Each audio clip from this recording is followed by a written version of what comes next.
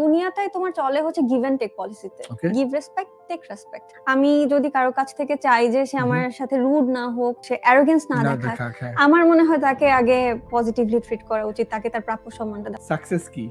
To me success is like baby, your own baby. কারণ baby অনেক expected একটা জিনিস, একজন মানুষের সন্তান সবচেয়ে প্রেশাস, সবথেকে প্রেশাস। তাকে পৃথিবীতে আনার জন্য অনেক কষ্ট করতে হয় একজন মাকে, এবং সেটার পরে সেই সন্তান মাতৃত্বের স্বাদ পায়। ঠিক সফলতার জন্য একইভাবে মানুষের প্রচুর কষ্ট করতে হয়, একটা সময় গিয়ে সে সফলতার স্বাদ পায়।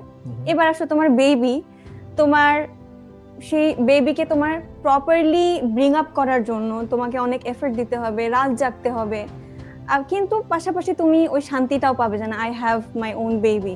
আবার সাকসেস, এটাকে তোমার ধরে রাখতে হলে অনেক স্যাক্রিফাইস করতে হবে, অধ্যবসায়। এক্স্যাক্টলি।